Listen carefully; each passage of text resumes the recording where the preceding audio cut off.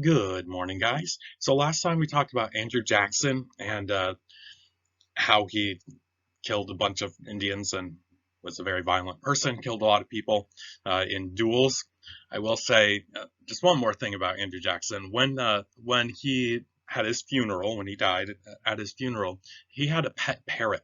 And his pet parrot was swearing so much, they had to remove his parrot from the funeral. He had taught that parrot to swear up a storm. So not the nicest president we've ever had. There was another time someone tried to assassinate him. He's literally on a walk, and a guy runs up to him and tries to shoot him right up next to him, and his pistol misfires. It doesn't go off. So he pulls out another pistol and tries to shoot him again, and that pistol doesn't go off either. He had loaded it incorrectly somehow. So Jackson takes his walking stick and starts beating this guy and almost kills him. A rather violent guy. Anyway, after 8 years of Jackson, his buddy Martin Van Buren becomes president, and a little bit of economic drama there, but we're not going to get into that in this lesson. Martin Van Buren has a rather uneventful 4 years, and he decides to run again. Van Buren didn't really do a whole lot of great stuff that would make people want to vote for him. So he's still running on the fact that I'm Andrew Jackson's buddy. So if you like Andrew Jackson, vote for me. A lot of people think that's kind of how Biden ran. He's like, well, I'm buddies with Obama, so if you like Obama, vote for me. Instead of saying, well, here's things that I did, here's things that I can do to make America better. It's, well, I know a guy. Okay. William Henry Harrison ran for president for a new political party called the Whigs. The Whigs are really the anti-Jackson party now. William Henry Harrison, if you recall, was that famous soldier out in the War of 1812 in the Great Lakes region. He ran with a vice president by the name of John Tyler. Harrison was not really a politician. He was an outsider. He was a soldier. So his enemies, Martin Van Buren's people, say he is a joke. They said give him a log cabin and a barrel of hard cider and he'd retire happily. He doesn't want to be a politician. He just wants to retire. By the way, before refrigeration and pasteurization, apple cider did not stay fresh very long at all. It turned alcoholic very quickly. Today, we have refrigerators and we have pasteurization that kills the bacteria that might turn it into alcohol, so that doesn't happen today. Excuse me. And when we think apple cider, we think, a juice, a beverage for kids, non-alcoholic. Back then, apple cider was a popular country drink for country bumpkins. Anyway, they said he doesn't want to be president. Just send him off to the wilderness with some alcohol and he'd be fine. Well, instead of being all angry about this and getting offended by this, they actually said, I bet a bunch of Americans love the great outdoors, log cabins, and alcohol. So why don't I actually use this as my campaign slogan? And he used the log cabins and hard cider barrels as his campaign. Vote for me because I like log cabins and apple cider. And that painted him as he's a humble guy. He's not a rich kid like Martin Van Buren kind of was. Yeah, he's not an aristocrat. He doesn't wear suits. He wears jeans and t-shirts. Another campaign that he did, and we'll see all this in just one second. I have a bunch of pictures. Because he won the Battle of Tippecanoe, they called him Old Tip or Tippecanoe. So Tippecanoe and Tyler too was a famous slogan for him. So here's a great picture of Martin Van Buren called the Little Magician because he was very short and he was a political wizard. He did a lot of great stuff politically. He made a lot of compromises is really where that was going for. And here is mocking Martin Van Buren, the little magician. He is trying to do some kind of seance and raise the spirit of Santa Claus to be like this ghost to help him win the election. Like, okay. So, you know how, I don't know, witches or whatever do the summoning circle? His summoning circle is log cabins and barrels of hard cider. And this is Santa Claus of the day. And he says, Great St. Nicholas, appear by these two great cabbages crossed. He's holding two cabbages in his hands and using them as some kind of magical wand thing. Like, that's kind of silly. That's the point. We're making fun of Van Buren. By the states I've won and lost, by the great sub-treasury rag. That's his economic problems, by the great militia gag, great Santa Claus, appear, and quickly to my addled pate, that's his head is addled or scrambled, he's kind of messed up, reveal the great decrees of fate. So Santa Claus, tell me, will I win this election? Like, okay, he seemed kind of ridiculous there. The people's line, take care of the locomotive. Here is Martin Van Buren, and a train is scaring his horse, and the train is made out of William Henry Harrison's head, a barrel of cider, and a log cabin. And notice that the carriage is slipping on Clay. Remember Senator Clay? He was an important Whig, anti-Jacksonian person. Tippecanoe and Tyler, too, for President of the United States in 1840. Remember, I won the Battle of Tippecanoe. Tyler's there, too. There's a log cabin. Here's the trap sprung, the Kinderhook fox caught. And by the way, Martin Van Buren was from a town called Kinderhook, and they called him Old Kinderhook, which is literally where we get the phrase okay. Okay means Old Kinderhook, and it refers to Martin Van Buren, and that's how we get the word okay. Here we have William Henry Harrison trapping Martin Van Buren in a log cabin made out of the different states that are going to vote for William Henry Harrison, and the chimney is made out of cider barrels. I don't know, kind of weird. Anyway, the log cabin campaign worked very well. Martin Van Buren lost by a landslide. William Henry Harrison won by a landslide. You can see here, the purple here is William Henry Harrison. He won Maine. And the red here is Martin Van Buren.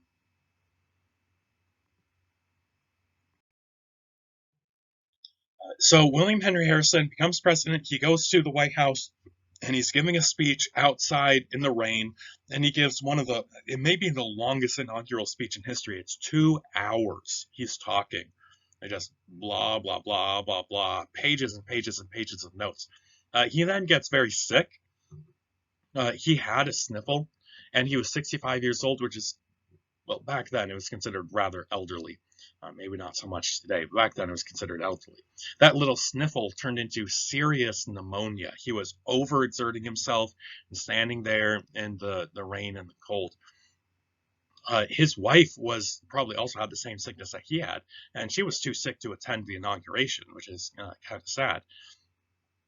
He had been traveling all up and down the country trying to get people to vote for him, which worked, but he really did overexert himself. He's an old man. He should not be working that hard, that long hours. He also had no servants at the White House. He is living in this huge mansion all by himself, no wife, just him.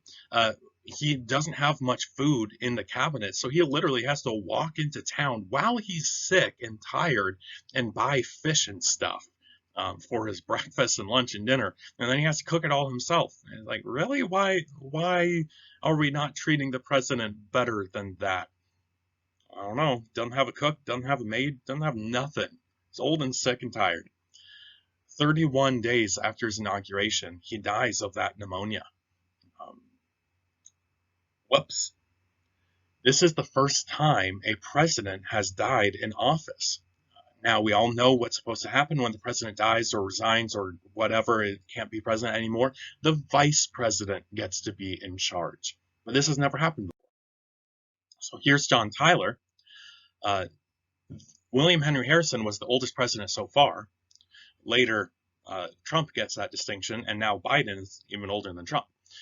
Well, he gets replaced by the youngest president so far, John Tyler. A lot of people think that he's too young to do the job well. A lot of powerful congressmen, like Mr. Clay, want to call him the acting president, not really the president, because the Constitution says that the president's job goes to the vice president. His duties go to the vice president. It doesn't exactly say the vice president becomes the real president, just that he does the job of the president. So some people say Tyler is not actually the president. He's just the acting president. He is the placeholder until we have the next election in 4 years' time. Because remember, 1 month in, that's 4 years left to go. that Tyler's going to be the president. So all these congressmen said, hey, Mr. Tyler, just do what we tell you. We are the real party leadership, and you do everything we tell you. Tyler says, no, I'm the real president. I'm going to make my own decisions. Remember, the cabinet is that group of officials that the Secretary of State, Secretary of War, Secretary of Treasury, very important officials who advise the president. They all quit because they said, we wanted to work for Harrison. We don't want to work for you. They all quit, except for Daniel Webster. Daniel Webster says, I'm in the middle of something. I'm in the middle of writing a peace treaty with England about the northern border of America. And so Daniel Webster writes the northern border of Maine, gets that all settled down, and then sending out the northern border out to the Midwest as well in that straight line. And then the minute that they get that treaty finished, he quits too. So now Tyler doesn't have a cabinet. So there were disputes in northern Maine about who owns what. Canada claimed all the way south to here. Maine claimed all the way north to here. And they drew a line somewhere in the middle to make the Webster-Ashburton Treaty. Mr. Webster was the American politician. Mr. Ashburton, Lord Ashburton, was the English politician. So that's how we get our state of Maine boundary. People start calling Mr. Tyler, President Tyler, all sorts of things like his accidency. Like, no one wanted you to be president. You just accidentally became a president. And then they called him the man without a party because the Whigs said, you can't be a Whig anymore. We're kicking you out of our party. Now imagine if today Democrats hated Joe Biden so much that they said Joe Biden's not allowed to call himself a Democrat anymore. He's still the president, but he's not a Democrat president. Imagine if Republicans hated Trump so much that they said you're not allowed to call yourself a Republican anymore. He's just the president, not the Republican president. This happens every once in a while with lower politicians. There was just an example of someone being kicked out of the party a few months ago. But this has only happened once to a sitting president, and that is to Mr. Tyler. Can you imagine how embarrassing it is to say, I'm the president, but no one wants me to be president, including my own people don't want me. Not very nice. So Clay is in control of Congress, and here's Clay up on, sorry, I'm mirrored. Up on this side, this is Congressman Clay. He is really in control of Congress and his party. Clay pushed through a bill that allowed Western squatters to buy their land very cheap. A squatter is someone who is living on land that's not really theirs. They kind of stole the land. So a lot of people just went out west and just took land and turned it into farmland illegally. And Clay allows them to buy incredibly cheaply. It says on page 201. No, sorry, 203. $1.25 an acre for a minimum of 160 acres. So he wants people to go out west and buy a lot of land.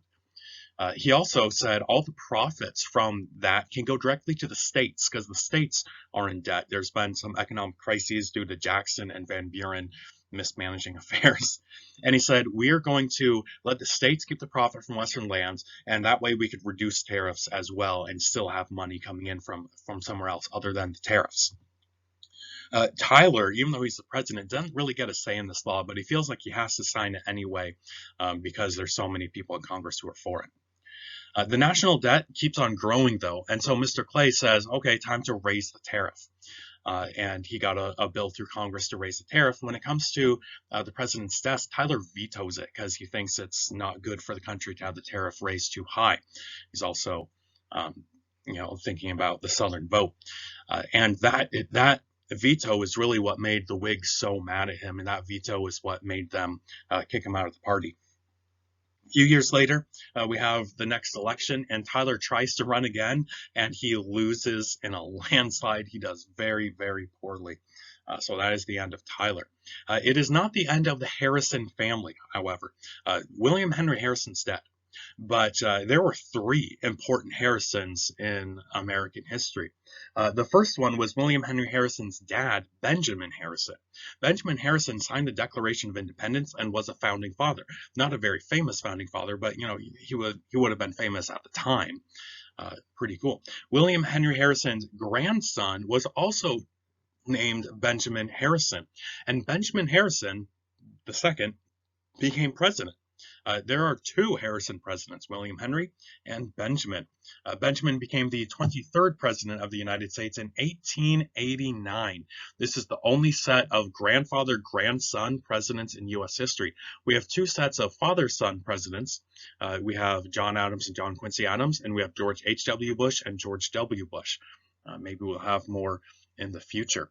But Benjamin Harrison II, the younger, he ran on the campaign basically saying, hey, remember my grandpa was president for a month and everyone liked him, but then he died? Vote for me and I'll be just like my grandpa. See you later.